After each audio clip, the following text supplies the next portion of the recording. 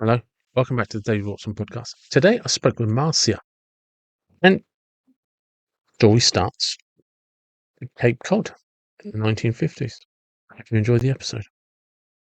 Hello, welcome to the David Watson podcast. How are you doing? Very well, thank you. Thank you for having me. Oh, you're very welcome. It's very nice to speak to you. Um, so one of the things I was wondering when I got the press pack through, is you've written a book, but you're also a cello player.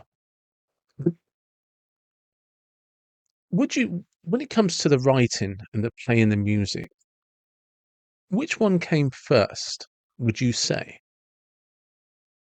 Well, I have been a cellist my whole life.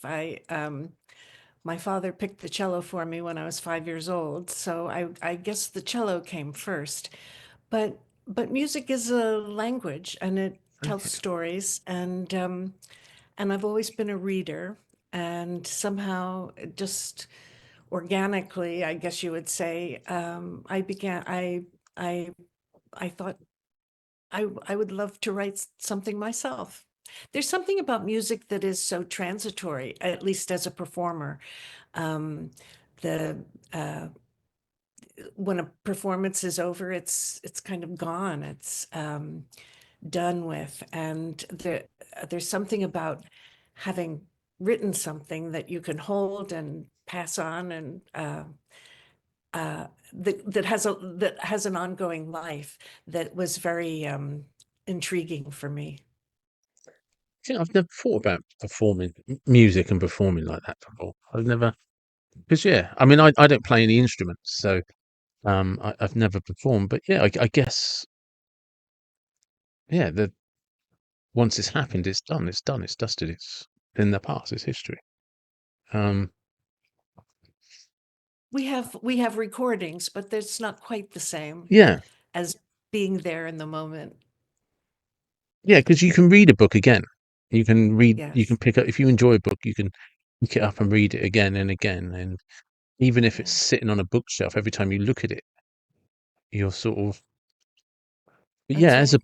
as a performer, if you're in the middle of a performance, has that ever happened? If you sort of like when you're in the middle of a performance, do you ever find yourself caught up in the energy, or are you just doing your job? That's a wonderful question. In a performance, I think uh, it's almost as if you're making the music, but the music is happening to you. I always feel as though I'm hanging on to some great moving thing that Okay, yeah, yeah, and that it kind of it takes over, and even though we're involved physically and mentally and emotionally, um, you lose sight of your oneself while in a performance. At least for me, in playing yeah, with an orchestra.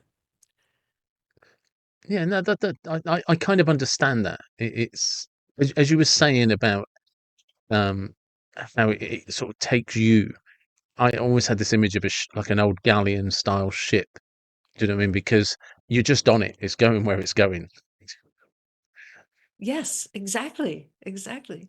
You know, and like you say, you're just going to hold on, and wherever it goes, it goes. And it's sort of because music does fascinate me like that. I'm not a big musical person, really. I can sort of take or leave music, but I do like it. But I'm not sort of I don't have that obsession with it. I work in silence and things like that. Um, but I've been to I've seen Pavarotti live.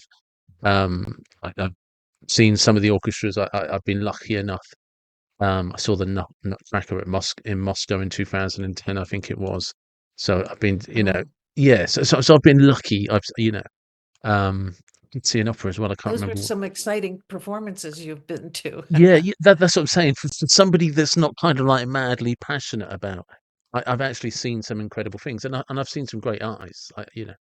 Um, there's something I think that I literally this year in September, one of the churches in Salisbury. there was a music production company, like I don't know what you'd call it exactly. It wasn't quite a full-on orchestra, but they were doing um, music scores from various like big films throughout the years. You know, everything from Star Wars to Harry Potter, and it was it's one of those where and I find you only get this with live music that you can feel the sound waves as it comes across as it moves away, and it physically affects you and takes on. Oh, that's so true. And we have some wonderful composers writing for film. Yeah. It's a shame sometimes when we're immersed in a film that we aren't aware of how great the music is sometimes. It's Mm. we're very lucky to have, and of course there were fabulous composers over the whole 20th century. Yeah. The Italians especially. Oh, yeah. I mean, the way when I've been to some of these events, I explain to people that sometimes the best way to listen to them is with your eyes closed and just try and feel it and not hear it, if that makes sense. Yes, yes, And exactly. it can become an incredibly emotional journey if you try just close your brain down and just kind of listen to what do you know what's just popped into my head that there's a scene in a film with Tom Hanks. It's a film Philadelphia, and Oh, yes. he's explaining to the lawyer what the opera singer is saying, and it's a wonderful way to listen to kind of like opera, classical music, and your eyes closed and trying to feel what they're trying to tell you. Huh, huh. I love that. Mm. It's not mine. I got it off that film, I think. But the film was Philadelphia, and with Tom Hanks was in it. Yeah, but it's like that, isn't it? And it's. Do you think any of that kind of translated into your book?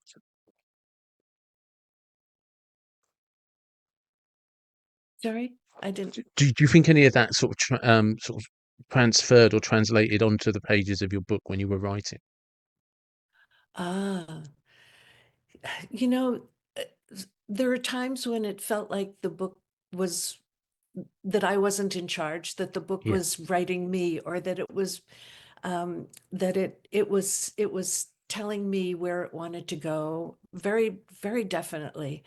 Um, there's that they talk about that flow of writing, Yeah. and that's a gift. There are plenty of days when it's just tearing your hair out and it doesn't feel like it's going anywhere, and you know that this is all going to be scrapped tomorrow. um, but then there are definitely those moments when the writing just is happening, and and you just have a sense that okay, this is working this time. It's funny, isn't it? Because there's every writer we've all experienced the same. There's some people can be incredibly disciplined, but there's a common theme where we all talk about you have to just turn up, and some days the best you're going to do is finish the sentence, and the next day you're not going to be happy with that sentence, and you're going to cross it out, and you might just write a paragraph, maybe two, and you won't be happy the next day, and you'll cross them out. And then other days, it's almost like cutting. You have to cut back all the scrub in the garden to see the rose bush, and then and when you've done enough of that, you suddenly get a day where it flows, and you might write an entire chapter in no I time think at that's all. absolutely true. Absolutely true. That it's the persistence, right? Yeah, That helps us in the long run. Um, just keeping at it, keeping at it, even when it feels like it's slow going. and I think it's the more experienced you are with writing in any form is understanding that those days never go away. You just have to keep plodding on and dragging yourself through it for a set period of time, just for that one day when the sun comes out and you're like, okay, now we're going to do the good stuff. So true. Yeah, Very true. and At it's least feels true to me. yeah, that's it is good, and like you said, you find that flow, don't you? And when that flow hits, I always talk about it. You know, I've said in the past, it's just you don't do anything. It's like somebody's telling you what to write. It just it literally does flow through you. Hmm. Mm. Hmm. How do you handle the bad days?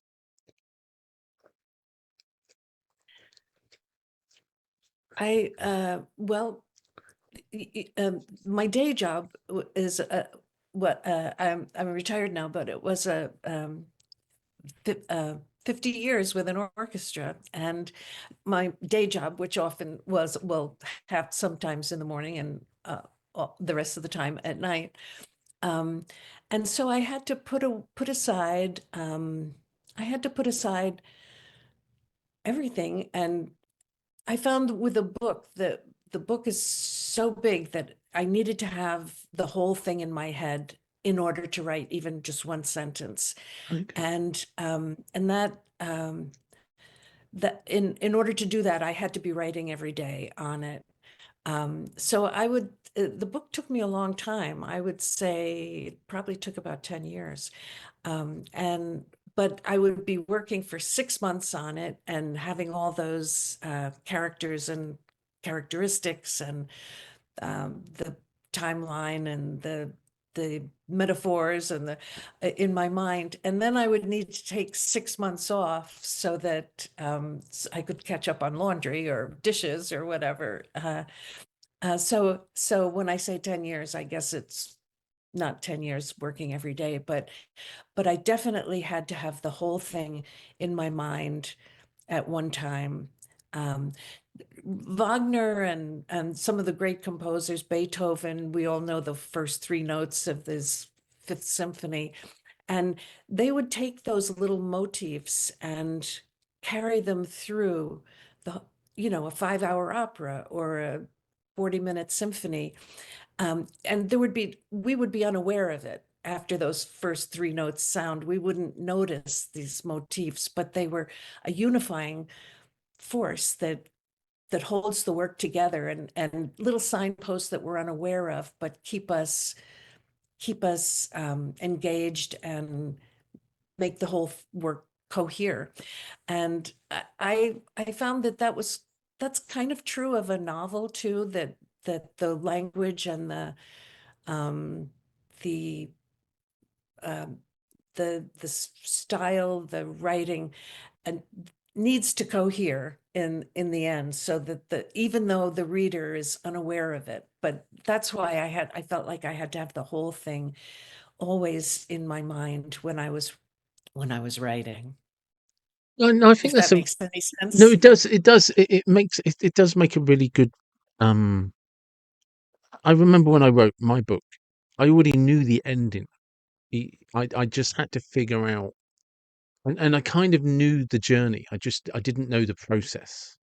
I kind of knew what the story was. I just didn't like, and eventually all I told myself was stop trying to write the book and instead just write each chapter like it's its own short story.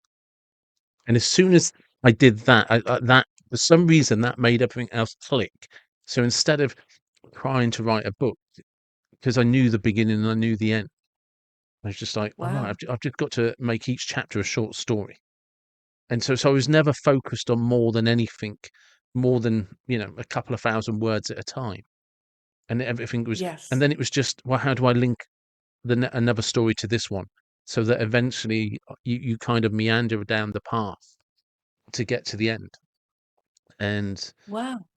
yeah, and it's, but like you say, there's this kind of, there is a, there's, there's a something in the background that people aren't aware of when they read the book, where like you say, you always know what you're doing, you always know where you're going, even when it's not a good day. You kind of understand that the the frustration is it's almost like you haven't put all of the pieces of the puzzle together yet, and you're still playing around with it in your hands. And but once it's connected, you understand each unique part. But you were just figuring that out to make it make sense. That very much mirrors what my experience was. I thought I was writing a short story to begin with, and then I thought, well, 10 years maybe later. this is, and then I thought maybe this is a couple of linked stories or something like that, and I'll look at it that way, and then eventually I had to face the fact that no, I think this is wants to be a novel. Do you remember when you wanted to first? Do you remember the first time you had thoughts about writing a book? The first time I had what? Um, because there's that process, isn't there, where you actually sit down, you make a decision, oh, I'm going to write a book. But do you remember the time when you were like, I'd like to write a book? Because I was interested in writing a book probably 10 years before I ever did. Ah. Gosh, no, I think it just crept up on me very, very gradually. I think I resisted because it seemed like a project too big and who am I? I mean, I play Yeah, the yeah, that, cello. yeah. Yeah. That's it, isn't it? Everyone's like, who am I to write a book? And did you get tripped up? Um, with the because one of the biggest things that tripped me up was not I didn't know how to write a book, and I even read books and stuff like that about how you're supposed to write, and then you realise that nobody really knows how to write a book. They just sit down and start writing. Isn't that the truth? I'm very lucky in here in Minnesota, in Minneapolis.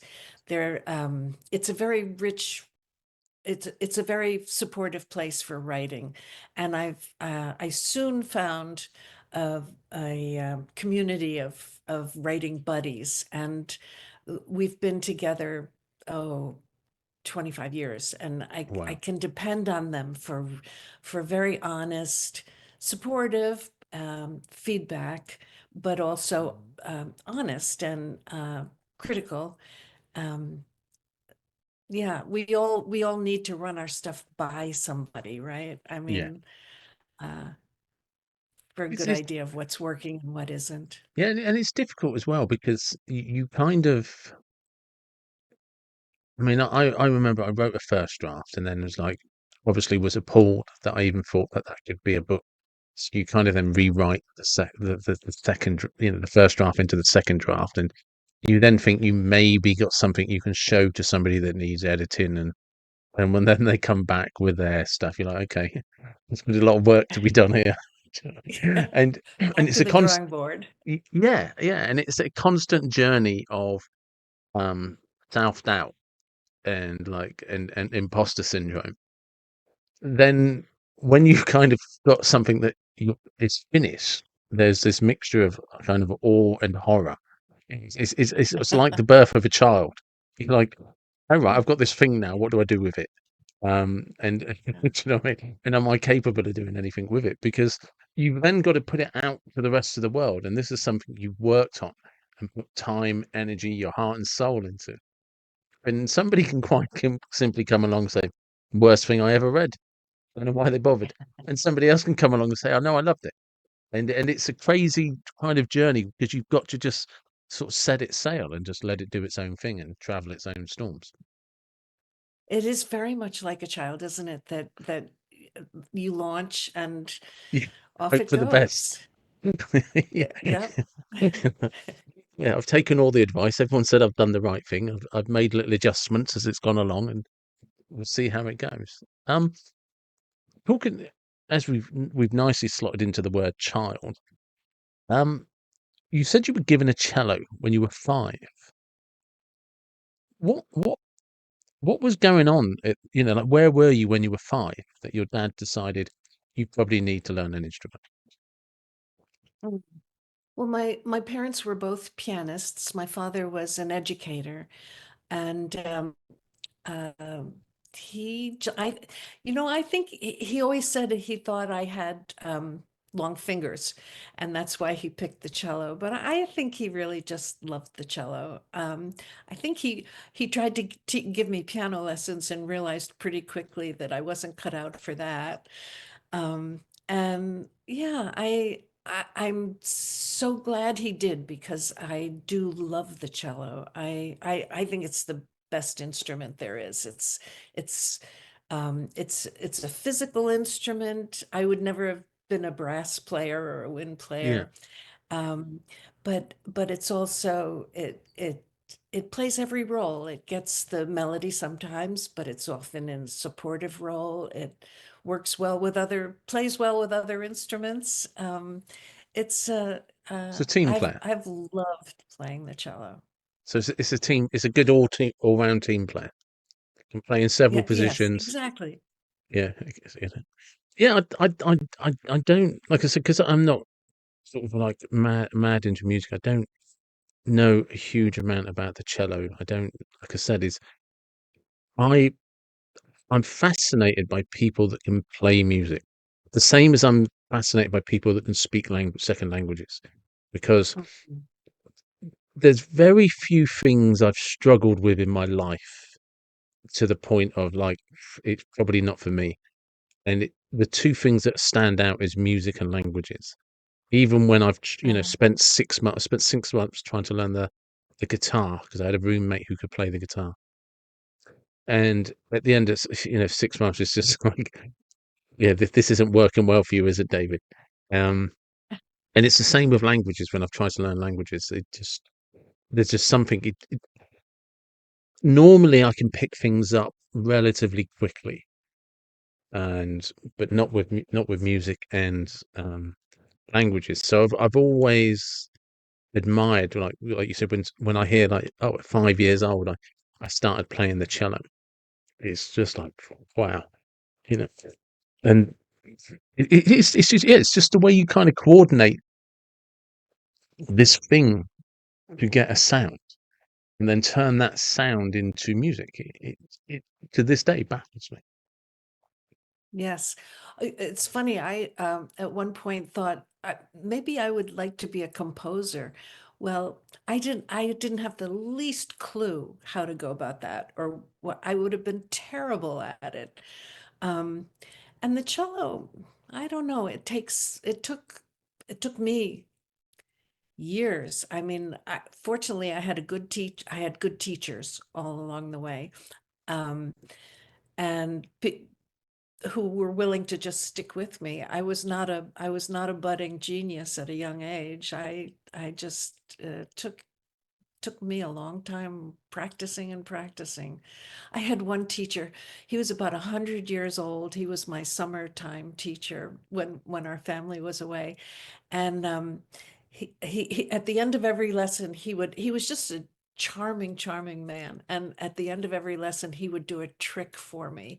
And sometimes the trick was just making a bird call, Yeah, something silly like that. And but I, I still think about him all these years later. that's an amazing teacher, isn't it? Somebody that makes you excited to turn up. Yeah, The yeah, the the, the best teachers are the ones you look forward to seeing. yeah. What was his name? Do you remember? George Brown. George Brown. He was a cellist from Boston, and he was just really memorable man. That's nice. I like that. Can you imagine the Nobody stories? famous. He wasn't famous at N- all. No, but it just there's something amazing about people who, like I said, he had something in him when he's teaching the cello, but he adds something to the end of, like you said, every lesson. And even now, all of these years later, when you speak about him, it's with the same excitement of the child. And that's probably what got you through all of those summer lessons. Because there would have been times when it was difficult, where you maybe would have been frustrated had it been a different teacher. But this man had a passion, but he added something to the end of every lesson that made this child in front of him say, "I want more." absolutely. Yes, yes. What a good way of putting it. Yeah. And that's the kind of teacher that every child needs. Yeah. Yeah. Yeah. So where were you when you were 5? Where were you? Where were you living? What Uh, was? well, my family was living in New Jersey, where my father's work was. But my parents were New Englanders, and they had grown up in New England, and he loved Cape Cod. He Cape Cod was it's kind of a magical peninsula. There aren't many places quite like it. It's so far out in the Atlantic, and it's connected to the mainland because there's a canal that separates it from the rest of the country. It's connected only by two little bridges, kind of, and uh, that idea of the fragility of that land, Mm, and that it's the idea of the tether, that it's tethered to the rest of the country only by these these slim bridges.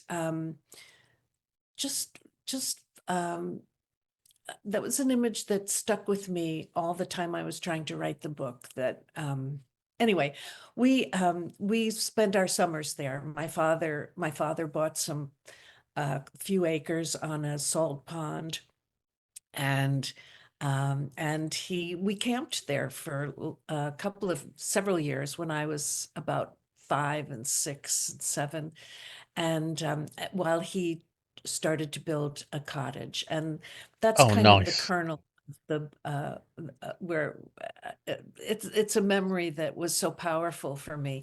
I would cry every time we left the Cape. I fell Mm. so in love with that little salt pond. um and So yeah, that definitely is where the germ of the book came from. Did you get? When was the last time you were there? Cape Oh, I Cod. still go every year. Do you? Not for the whole summer, but for at least a few weeks. Oh, nice. Is it still Yeah, do you still have the cottage that your dad built?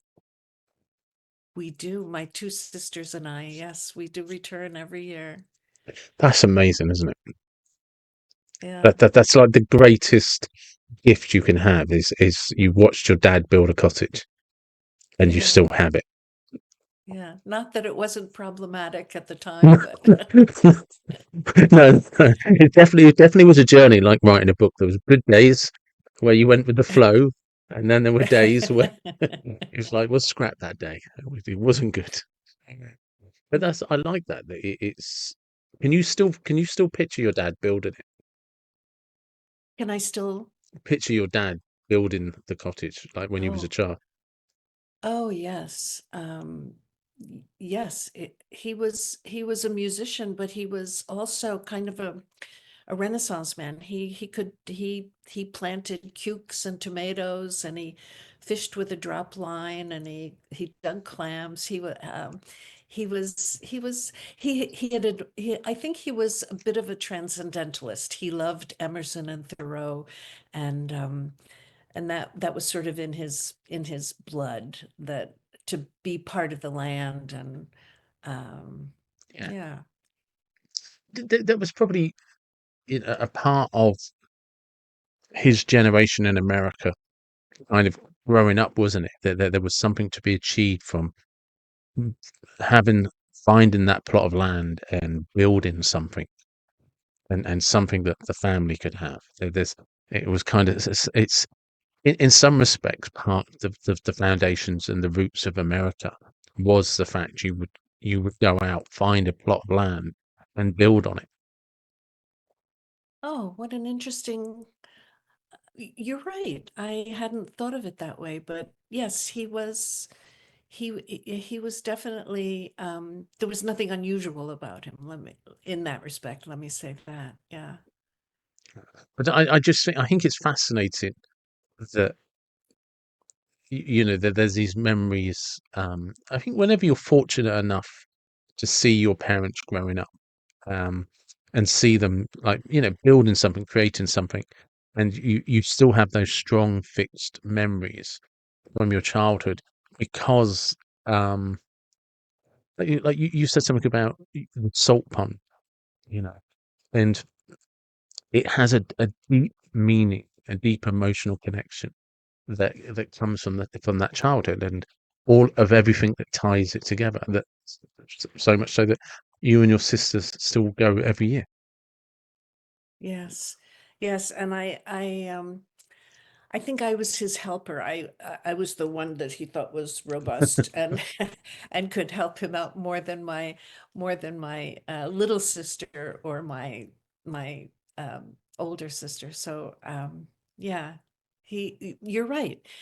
There was a there's something there. There's a thread Yeah, that that really sticks through our or threads through the rest of our lives.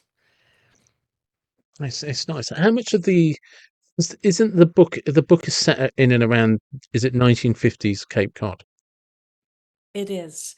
It is. It's actually set in 1956, and it needed to be, for me, it needed to be 1956 because that's the year the Andrea Doria sinks, and off Nantucket on its way to New York, and it plays that tragedy plays a bit of a role in the book.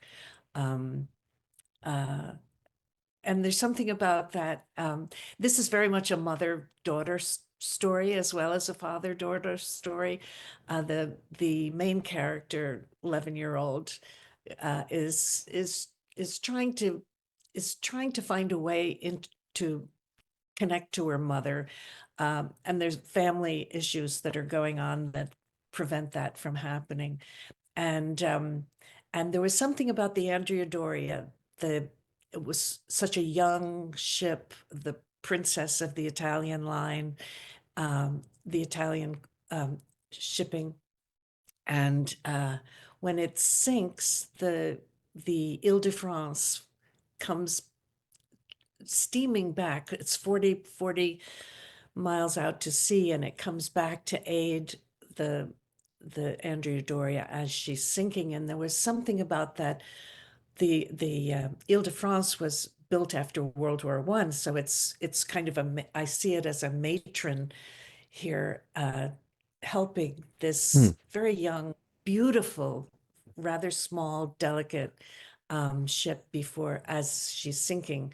And the again, that image of the tether just caught me. The Ile-de-France beams its light onto the Andrea Doria as part of as it helps with the rescue. And I don't know, that's an image that just stays with me. That image of the tether, but it's Yeah, so fragile.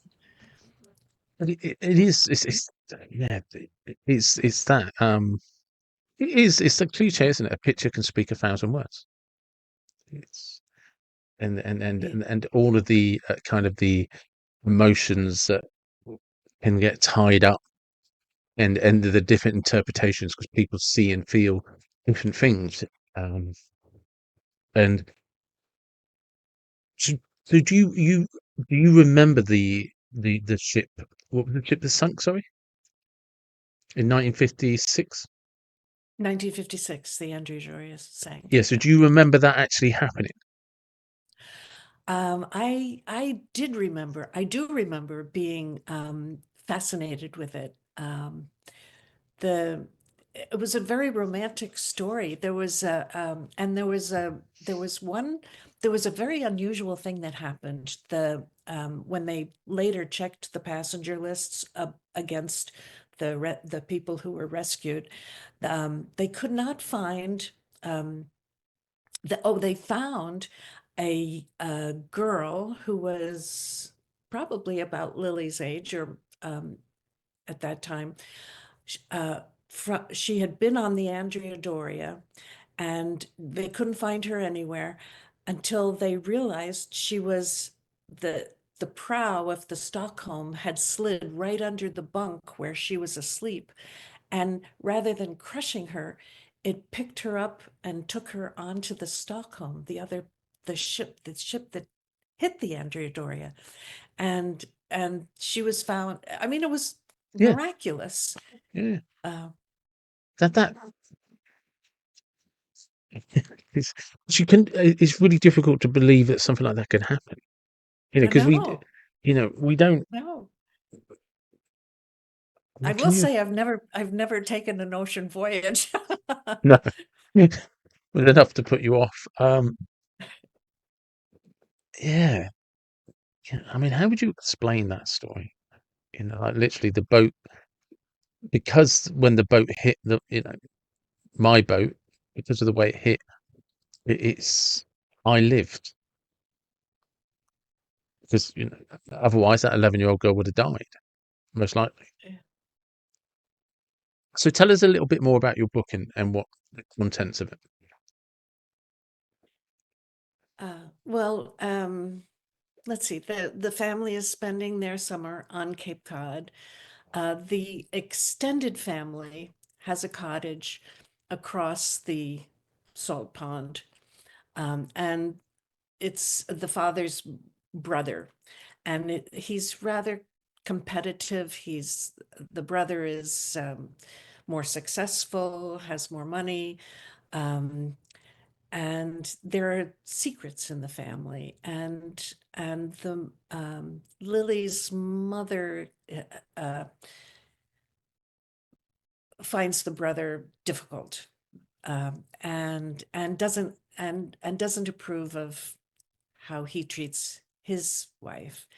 Um, let's see, what can I tell you about the book? The One of the things that gave me a great deal of pleasure in writing the book was I discovered the Beaufort scale. The Beaufort scale actually was devised by Admiral Beaufort in 1805 on the British. He was a British uh, uh,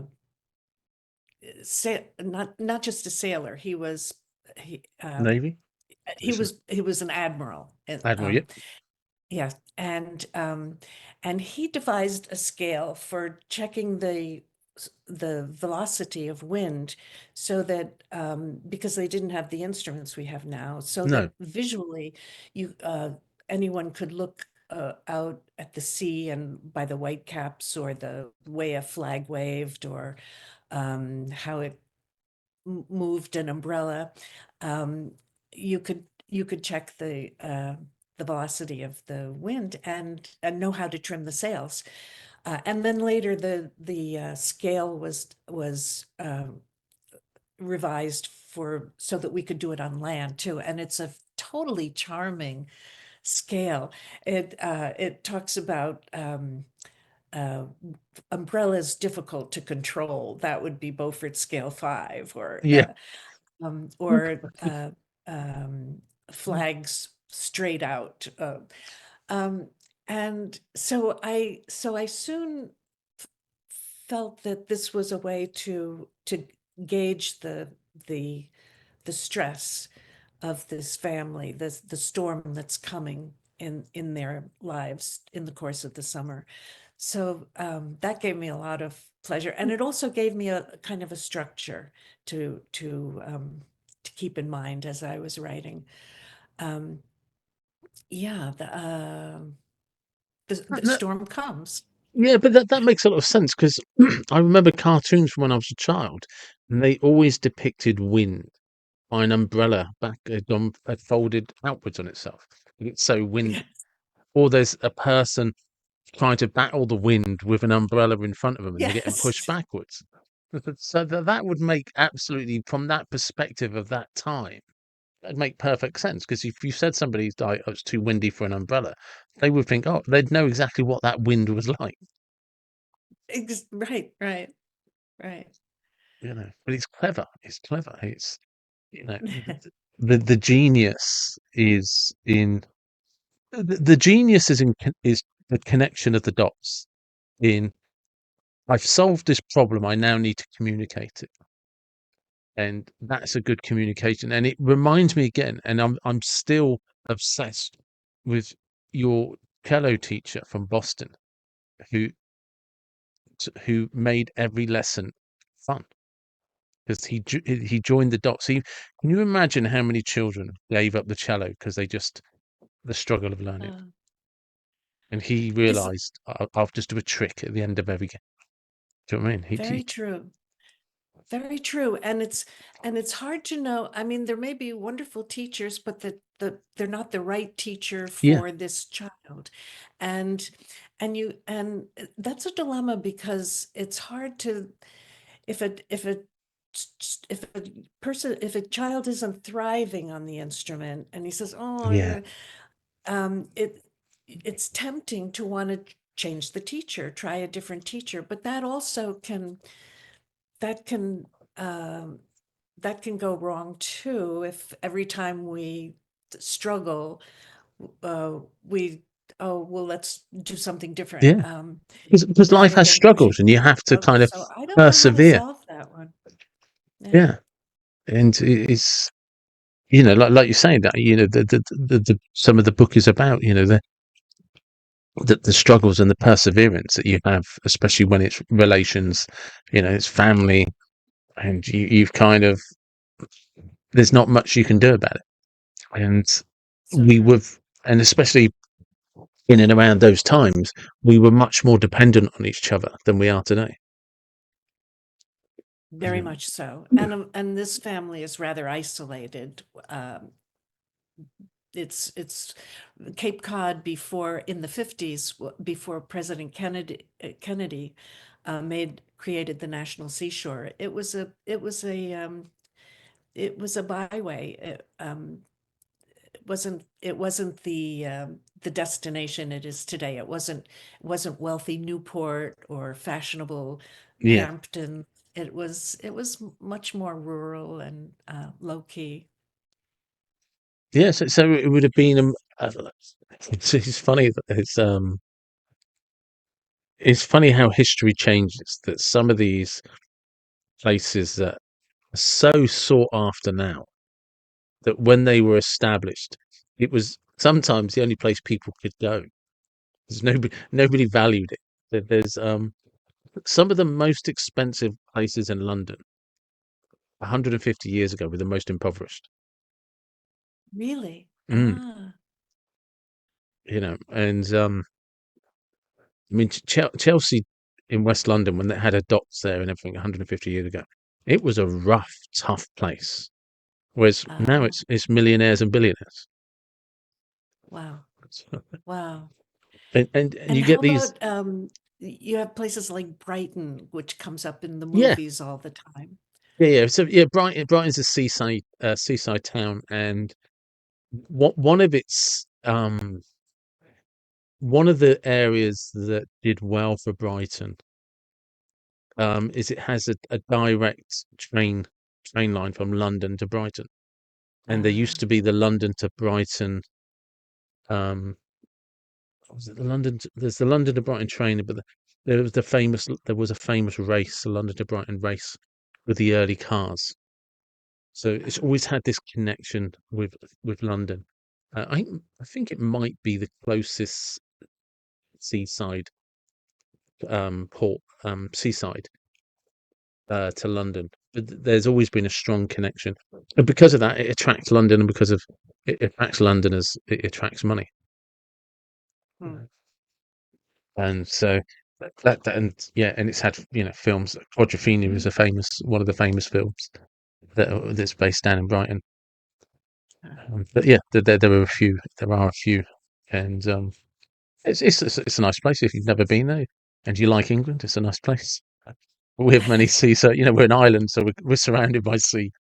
It's yeah, it did very like a lot of our seaside. Some of them had massive and a massive influx of people during the Victorian era because Ah, along with the Industrial Revolution and things like that, people actually had jobs and people had money. And one of the things people don't talk, it wasn't obviously if you read any Charles Dickens, you'll understand that time of the Industrial Revolution wasn't perfect for everybody, but people did have for the first time um, had jobs and opportunities, not by today's standard, by any standard of today, but you did have jobs and opportunities because up until then, you most likely had to work for somebody and you were kind of owned in some format or another. It wasn't as simple as if you worked for on some manor, some estate, you couldn't actually just go and apply for a job somewhere else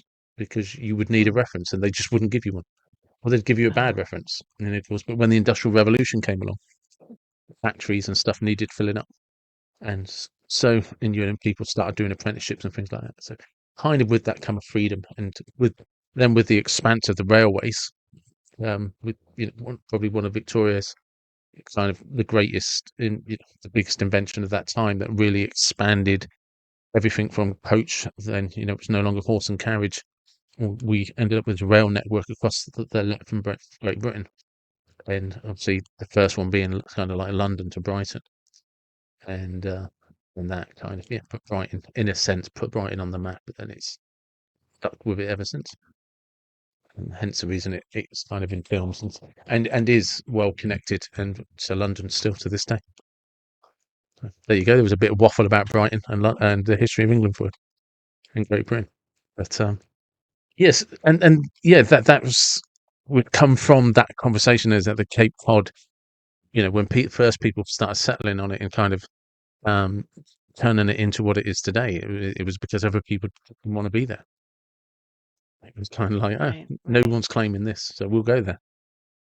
It's like you say, And whereas thank now, goodness that Kennedy did create the National Seashore. Otherwise, it would be wall-to-wall hotels or, yeah, yeah, yeah, no, it would, and like you say, there's a lot of good things that we can look back and realize um, just how thoughtful somebody was when they was doing something, even if it's not for the reasons. It's just like that was a lucky choice because we know how it would have turned out.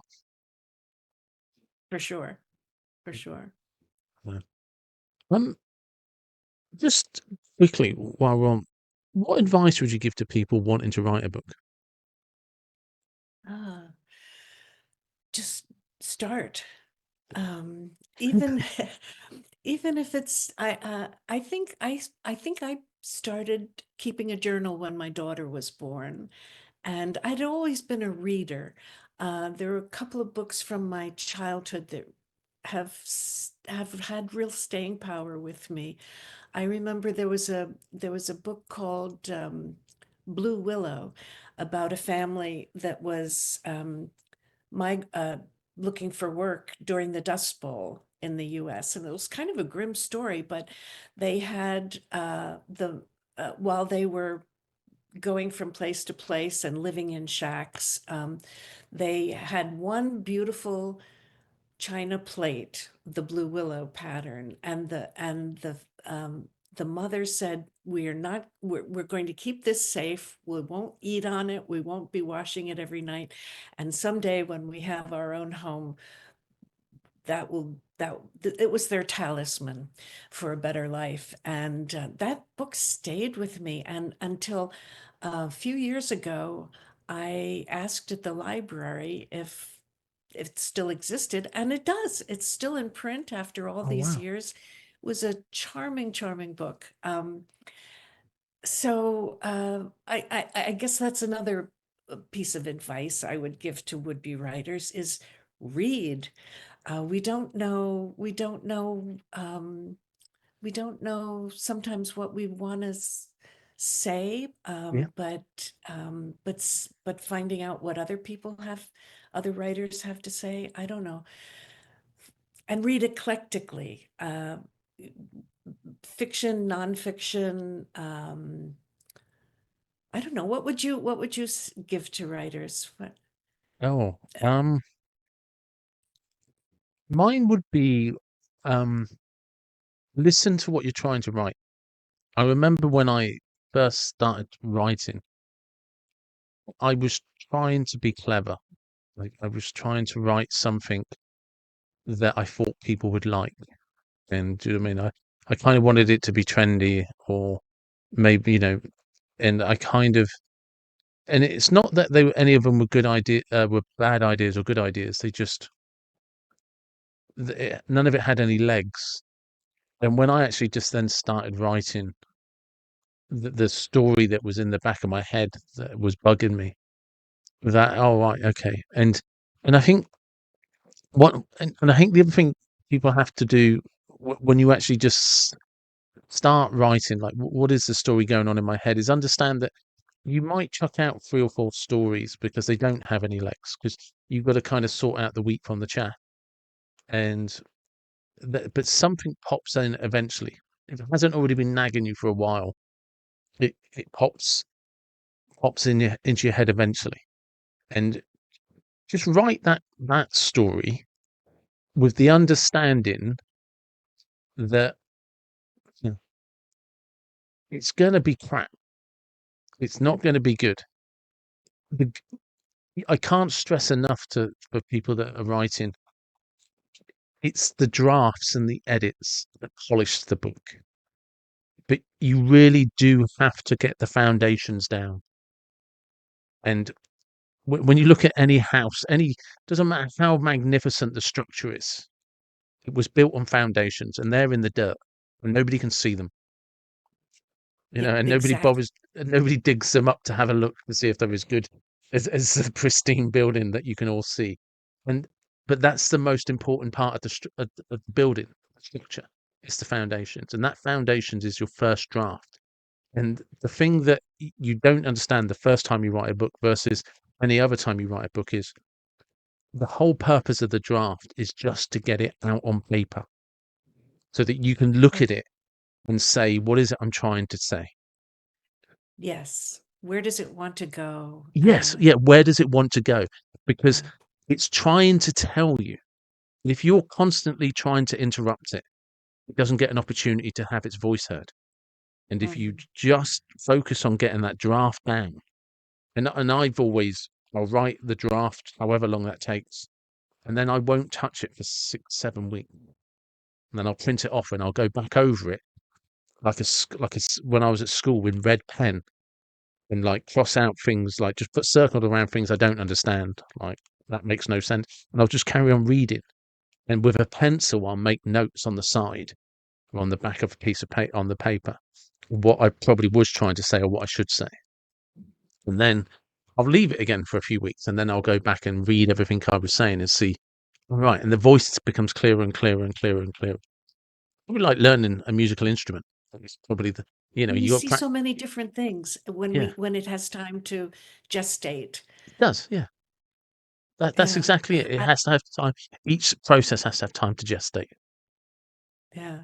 I remember and as my first story that where I had any success at all won a, pr- a, a competition, a very small local publisher um, gave it its first prize. And I was so proud, and I sent the magazine to my father, and he sent it back all red penned and corrected, and and oh my God. Do you, uh, do you remember how old you were? uh, I was, I was an adult. I wasn't a kid. But he meant well, and so Yeah. I mean, we get over ourselves pretty quickly when that happens, I, right? I think that's actually a good point. Sometimes you have to look at things as it's feedback, not criticism. And Uh, people that edit people's work, or if you give something to somebody and you said, can you have a look at this and tell me what you think? It's not criticism when it comes back, it's the feedback you asked for. And it's probably the problem is we are so precious because we want everyone to love it. And then when somebody comes back, it doesn't matter if they're just saying, hey, this little paragraph doesn't make sense. You can, if you're not careful, you interpret that as them belittling you like you're a little child, and they're screaming at you, you're the stupidest low IQ human being going, how dare you ever pick up a pen and burn my eyes with such crap writing again. And that's not what they're saying. They're just saying, I don't understand that bit. You might want to work on it. But you that can is take it so all on. true. You can take it so personally. And not every story or book is for every No. person either. I mean, yeah. And the other thing as well is because it's your story, one of the things that I needed to learn, like how to bridge the gap between, is you're supposed to tell a story, and you have to kind of like, there's the simple rules like if you start in third person, you've got to stay in third person. If you start in first person, you've got to stay in first person. You can't switch backwards and forwards throughout the book. And it's important to learn that rule because if you start switching, you suddenly realize the book won't make sense. And people can make that error early on. So that's a good one to remember is like if you start it from a first person point of view, has to stay like that for the book to make sense. And if you're going to do it as a third person, as an observer, narrating what's going on, you have to maintain that. Right. The other thing is when you're writing and you're telling a story on paper, it's it's difficult to remember that you know what you're trying to say.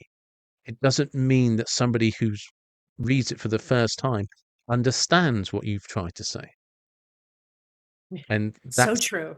the bit you have to bridge because you'll look at it, it's like, well, that makes perfect sense. Yeah, because you understand, you know what you're trying to say, but they don't have all of those details in their head. And that's the picture you have to paint for them. That's so true. Because we don't want to write what's the right way to say this?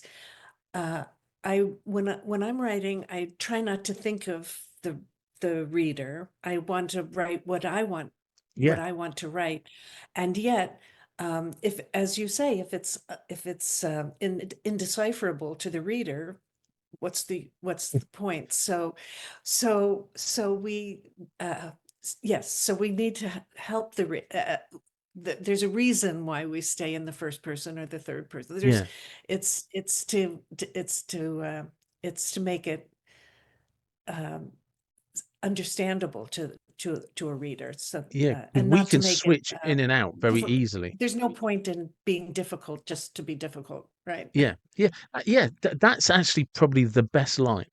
There's no point being difficult just to be difficult. There's no point because the reader doesn't understand that. And Right, it right. really is, even the most complex books sometimes, it's really a parent holding the hand of a toddler and saying, no, just follow me, Yeah, But yeah. what you don't want is a screaming toddler having a tantrum if you try to drag them through each chapter because they won't come along. Yeah. Right. Something else I wanted to ask you, which is going back to something you said earlier. You talked about instruments fitting when it's about finding the instrument that fits you. And like, we were talking about different teachers. You shouldn't always just change the teachers because sometimes it's the instrument that doesn't fit the child. If you've got a parent listening and they like you said, the cello was a good fit for you. You liked the cello. It was a physical thing and you could feel a part of it, but you didn't, you never really felt the urge to embrace the brass section, so to speak. I think was how would you sort of suggest to, and your dad tried to sort of help you learn the piano, but the cello, you said, I think the word you used was a good fit for you. Um, how would you, or what would you suggest to parents who want to explore what instruments might work if they're trying to get their children to play an instrument? Oh, good question. Um, well, I think if if when children have a chance to hear the instruments, see their friends play an instrument in a school orchestra or band, or go to a concert. Um, our orchestra here does special concerts for 3 and 4 year olds, and Yeah. very short, and they tell a story or something like that. But I think that can light a fire under a child, Yeah. or and I think children, we can listen to our to children when they express an interest in the guitar or the flute or um, I don't know, but our daughter played the flute, and she was not cut out to be a musician in any Yeah, way. Uh, and so she played through as long as she was in grammar school and high school, but then she was on to something else. yeah, And but I think it does, playing an instrument does give us something that, unlike any other lesson, there's something about the mind body connection, uh, and music being a language but not words. Um, they say that children who have studied an instrument, they don't have to become Jacqueline Dupre, mm, but uh, that they do well in other things uh, as well. There's something about it that gives yeah. us, I'd and agree. I don't know, maybe it's that grit that everyone talks about, or No, I think there's stick-with-itness. lots of valuable lessons about anything that a child spends time learning a skill in that there's valuable lessons. Learning to play an instrument and to read music, to interpret that is it's a good lesson because no matter how much you try, you're not going to learn it overnight. It's going to take perseverance, and if you can learn to stick at anything for a few years, it's probably the best life lesson a child will ever have. Very well put. Yes, yes. And I think you're so right. I think further down the line, if you're good on an instrument, there's a point where you and the instrument, like you say, you become the mind body connection, the coordination. That those physical attributes of dexterity and your brain just working with the instrument. Then it moves past that to a point where you can play the soulful stuff that you become engaged with, whether it uplifts you, if it's a cloudy day and you're just like, this is the mood I'm in. You get to play something that you can feel in whatever mood that is in at the time. It's an expression of that of those feelings, and sometimes that's just good on a mental health level. Oh, yes. It's almost like learning an instrument is the same thing as writing a book. It's just Very putting these cathartic. bricks one on top of each other Yeah, and having the patience to see it through. it is. Yeah, but that's probably the best thing about writing a book. It's just once you've done it, you're like, yeah, okay, I can do this. And you're not afraid of it anymore. Last question, and this is a complete random one. Um, if you imagine that you have a time machine, so you can go to any point in history. Why would you go there? What car would you drive? And what music would you be listening to? Oh, oh gosh.